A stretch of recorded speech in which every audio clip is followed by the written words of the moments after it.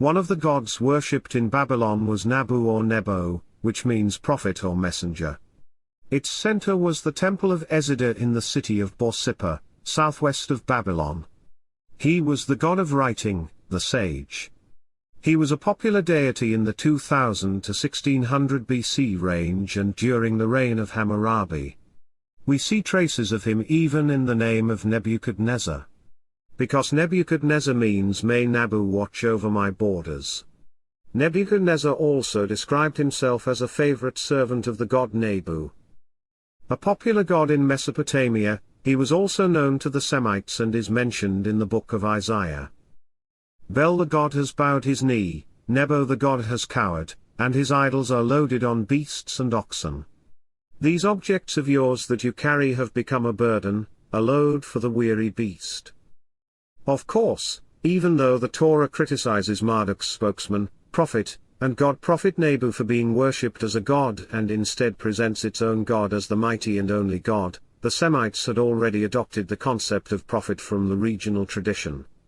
The term Nebi passed into Hebrew as Nevi with a slight phonetic change, and there have been millions of such changes between languages.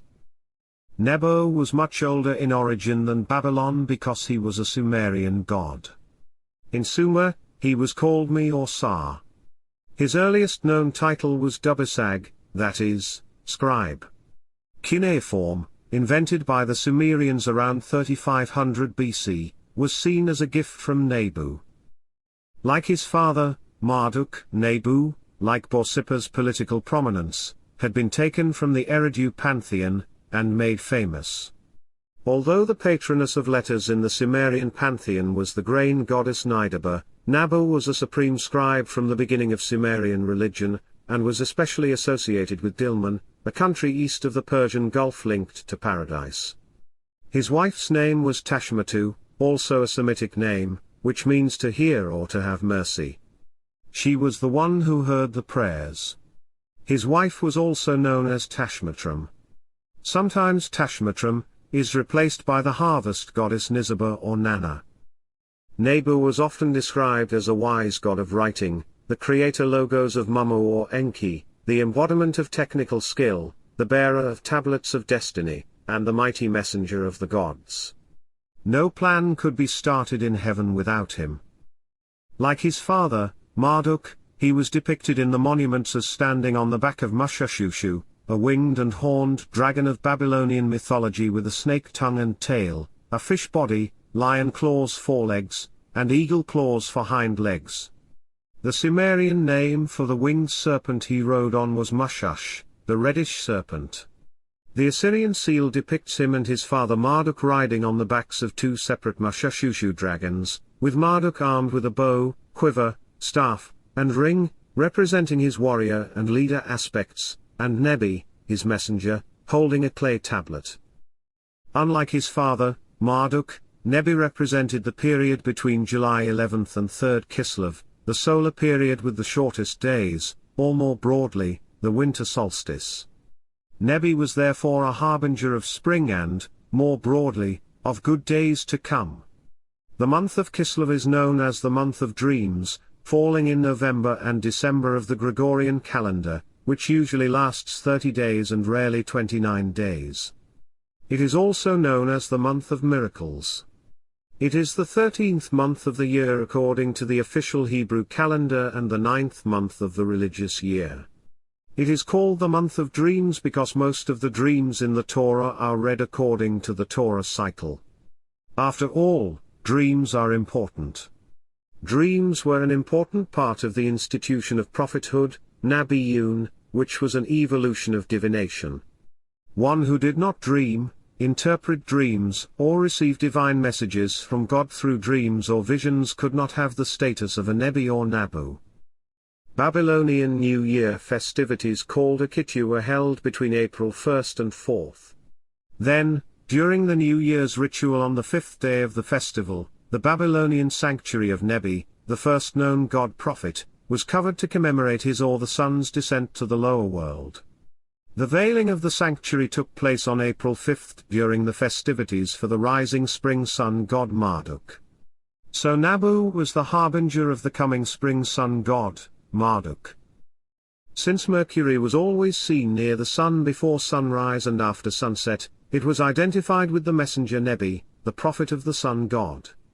One of the hymns sung about him was, "When the star of sunrise and sunset appeared, the Igigi and the Anunnaki rejoiced."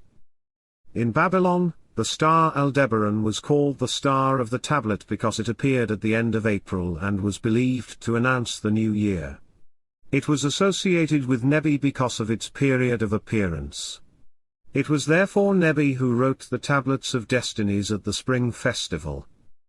At the beginning of each new year, the gods gathered in Upsakina, Enlil's meeting hall, and Tablets of Destinies were written.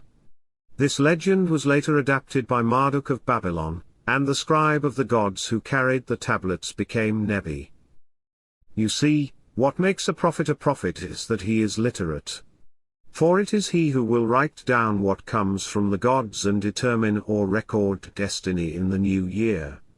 No one accepts as a prophet someone who says, "I am not literate. I will tell you. Please, you write." Because he was the wise man who would write the sacred scripture, that came before there were any Abrahamic religions. Nebi appears in Palmyra as Malak Bel, the messenger of Bel. But just like Nabu, he is also a god. He appears as Bar Malij in a list of Phoenician gods made by a priest of Esarhaddon. The name was a combination of Baal, a generic title given by the Western Semites to their gods, and Malak, meaning messenger. It is already seen as Baal Malak in the Punic inscriptions. Originally a Babylonian god, Nabu became so famous in Mesopotamia that he became the son of Ashur, the supreme god of the Assyrians. When Ashur and his son Nebi were open to all people in the empire, Nebi became an important god outside Mesopotamia. When the Assyrian Empire collapsed, statues of gods such as Marduk, who were closely associated with Babylon's political power, were smashed. Nebi's statue was honored, and Nebi worship continued throughout Mesopotamia, and spread to Egypt, Syria, and Anatolia.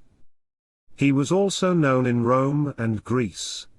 When he was identified with the god Mercury during the reign of Augustus between 27 BC and 14 AD, he resumed his traditional duties of presiding over written texts and assisting poets in their work. In ancient Greece, it was associated with Apollo or Hermes. That is to say, he inspired gods who were prominent in various cultures for their literary or messenger aspects. The ancient Syrian city of Mari is one place with a significant collection of materials related to the concept of prophecy originating in the ancient Near East. Located west of the Euphrates River, Mari was once a city-state of the Sumerians and Amorites. The texts found here feature the figure of a prophet delivering prophecies. But the prophecies he relates are mostly related to royal affairs. In other words, by saying God said, he was revealing to the king that God had ordered him to repair the city gates, to construct buildings, to send precious objects to the temples, or to demand sacrifices. At other times, God, through the seer prophet, would inform the king, for example, Zimri-Lim, king of Mari in 1775 to 1761 BC, that his life was in danger and that he should be wary of conspirators within the city and enemies outside. So they are very similar to the Hebrew prophets, even their predecessors. But it must never be forgotten that neither Nabu nor any of these other messengers of the holy gods were monotheists. They were all polytheistic pagans and never, ever had anything to do with monotheism. So if you want to say that God has sent a prophet to every society in every age, don't bother, because they themselves were pagans, and all the tablets that were found show us that not only did they never preach monotheism, they also spoke of and praised other gods. Many were also worshipped as gods, like Nebi. When we look at Nineveh, the Assyrian prophecies here belong to the reigns of Esarhaddon and Ashurbanipal. And more importantly, it coincides with the reigns of Manasseh and Josiah, kings of the kingdom of Judah. Assyrian prophecies, like the prophecies of the ancient city of Mari, are mostly in the form of letters or reports on royal affairs. The most important issue in these texts is the legitimacy of the king. And the prophecies are usually addressed to the king, the crown prince, the king's mother, or a regent king. Some prophecies also contain the wishes of the gods. In some texts, the god foretold an imminent political event, which was actually projected backwards after the fact. In other words, a plot that had already taken place was told backwards by saying that God had warned us about it through prophecy. If the primary deity of the polytheistic Assyrian religion had the ability to predict future events through their oracle, also known as a prophet, it would be prudent to begin worshipping Asher without delay. Other prophetic texts were open-ended narratives with no clear point of view. They could be interpreted in different ways, just like Nostradamus' work in his time. They did not specify a particular time period or ruler, but instead encompassed a broad span of time. In general, they all aimed to glorify and legitimize the king's reign. Religion, as a tool of governance over large populations, is inherently political in nature. Prophecies, or revelations, as believers call them, have often been powerful propaganda tools.